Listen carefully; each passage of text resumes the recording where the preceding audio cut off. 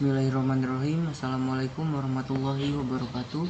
Perkenalkan, saya Dandi Ramadhani dari kelas 3C dengan NIM belakang 0093. Di sini saya akan sedikit menjelaskan bagaimana cara penggunaan aplikasi SPSS untuk menguji rancangan percobaan.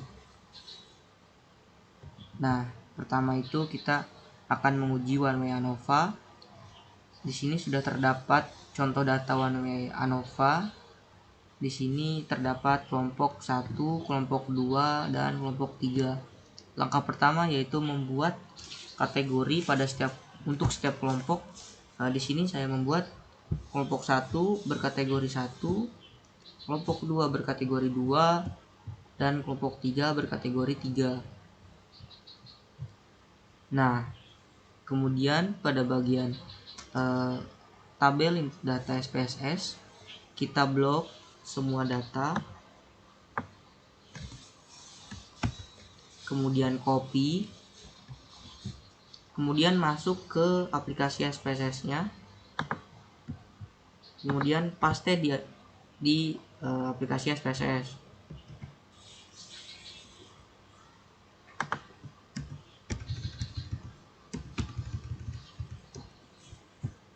Nah, setelah seperti ini, kita masuk ke variabel view. Nah, pada bagian ini kita ganti dengan kelompok.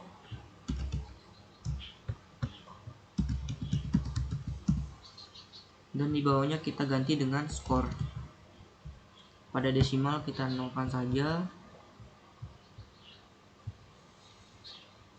Kemudian pada bagian value kelompok, kita klik dan kita tambahkan kategori. Di sini kategori 1 untuk kelompok 1,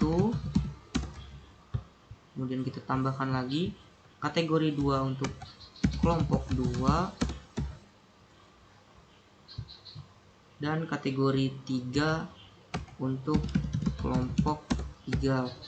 Kemudian klik OK. Kemudian kita kembali ke data view. Nah, sebelum kita menguji One Way ANOVA, sebaiknya kita menguji data normalitas terlebih dahulu dengan cara klik Analyze, kemudian pilih pada bagian deskriptif statistik, kemudian pilih Explore. Nah, setelah muncul tampilan seperti ini, variabel kelompok kita masukkan ke factor list, dan variabel score kita masukkan ke dependent list. Kemudian klik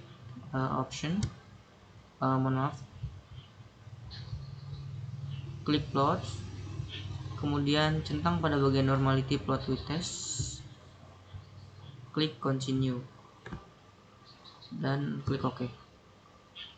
Kita tunggu sebentar. Nah, maka akan muncul beberapa tabel seperti ini. Kita fokus ke tabel test of normality. Di sini kita akan membandingkan nilai signifikan tabel normalitas dengan nilai signifikan 0,05. Jika nilai signifikan kurang dari 0,05, maka data tidak berdistribusi normal. Sebaliknya, jika nilai signifikan lebih dari 0,05, maka dapat disimpulkan bahwa data berdistribusi normal. Dapat dilihat bahwa pada kelompok 1, nilai signifikan bernilai sebesar 0,077, dan pada kelompok 2 bernilai 0,60, dan kelompok 3 bernilai 0,499. Nah, baik kelompok 1, kelompok 2, dan kelompok 3 dapat diketahui bernilai lebih besar daripada 0,05. Nah, artinya nilai berdistribusi normal. Nah, setelah seperti itu, kita lanjut ke One Way ANOVA dengan cara klik Analyze, kemudian klik Compare Means and Proportion, pilih pada bagian One Way ANOVA. Kita klik. Untuk variabel kelompok kita masukkan ke kolom faktor, dan variabel skor kita masukkan ke kolom dependent list.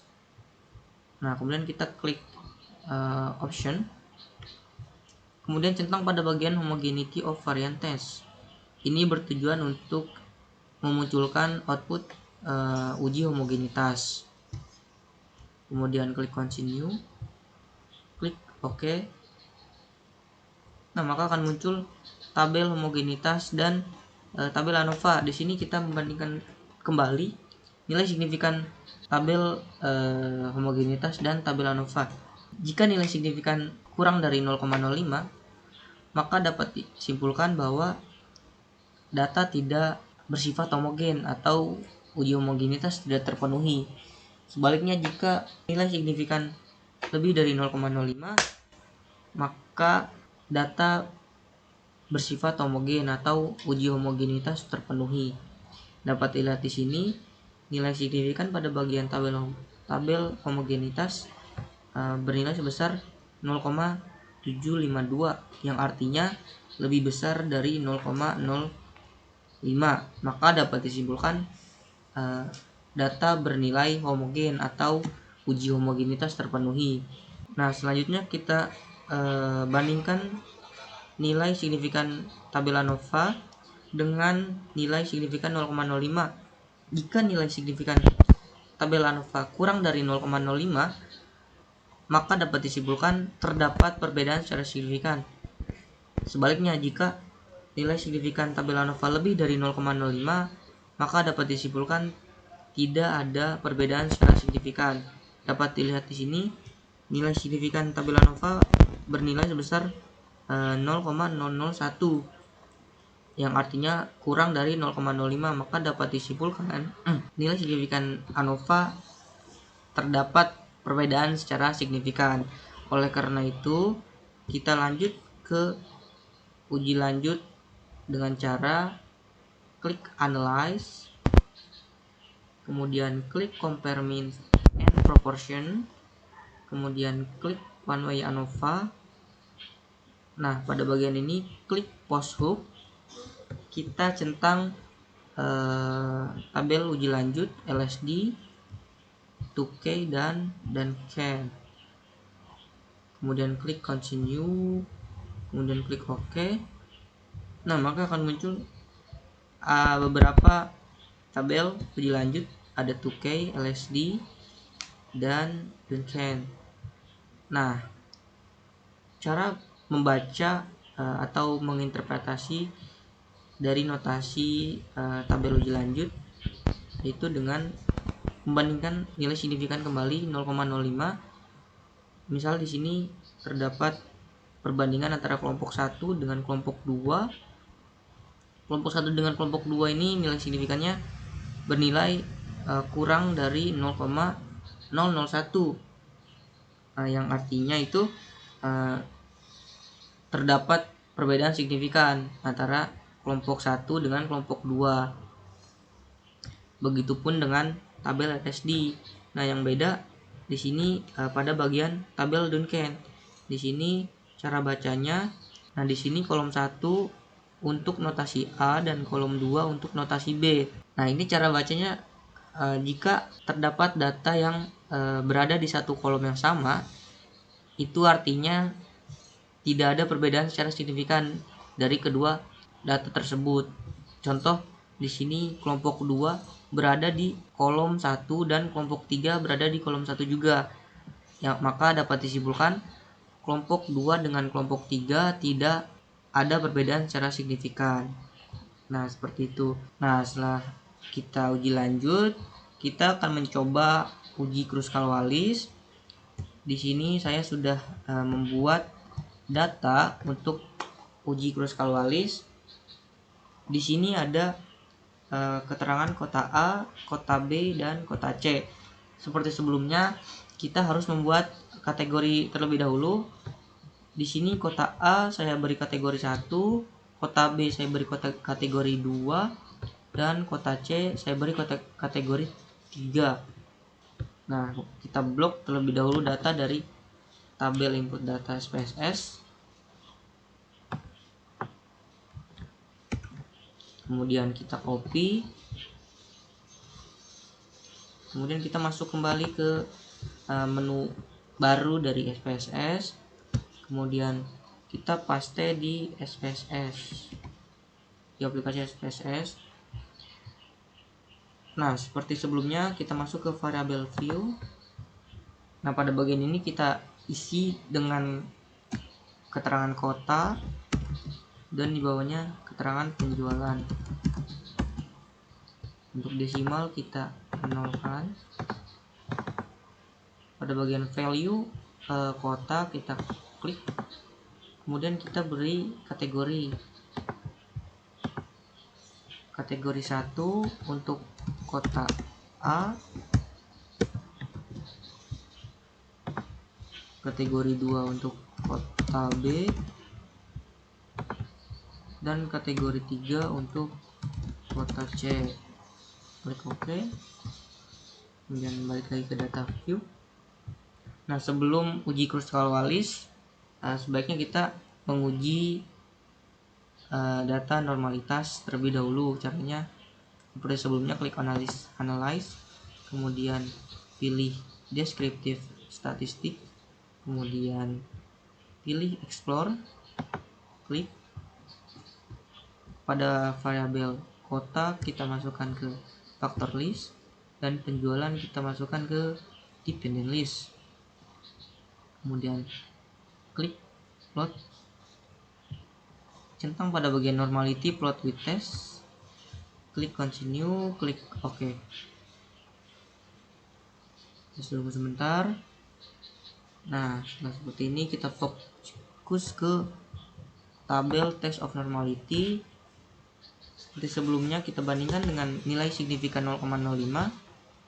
Jika nilai signifikan normalitas kurang dari 0,05, maka dapat disimpulkan data tidak berdistribusi normal. Sebaliknya, jika nilai signifikan normalitas 0,05 lebih dari 0,05, maka dapat disimpulkan data berdistribusi normal.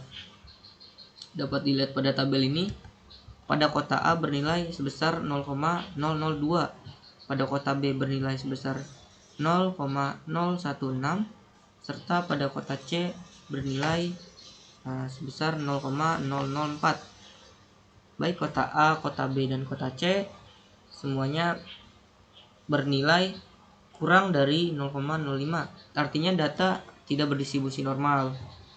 Oleh karena itu kita akan menguji kruskal-Wallis. Caranya kita klik analyze, kemudian pilih pada bagian non-parametric test, kemudian pilih pada bagian legacy dialog, dan klik pada bagian K independent samples. Nah, di sini variabel kota kita masukkan ke kolom grouping variable, klik define range. Di sini pada bagian minimum masukkan angka 1 dan maksimum angka 3. Kenapa 3? Karena di sini kita terdapat 3 kategori. Terus klik continue. Pada variabel penjualan masukkan ke kolom test variable list, lalu klik OK. Nah, maka akan muncul beberapa tabel seperti ini. Kita kembali bandingkan dengan nilai signifikan 0,05. Nah, dapat dilihat bahwa pada tabel kruskal-Wallis di sini nilai signifikan sebesar 0,594, yang artinya lebih dari 0,05. Maka dapat disimpulkan uji kruskal-Wallis di sini tidak terdapat perbedaan secara signifikan. Nah, mungkin itu saja yang dapat saya sampaikan. Mohon maaf bila ada kekurangan dalam video ini. Wassalamualaikum warahmatullahi wabarakatuh.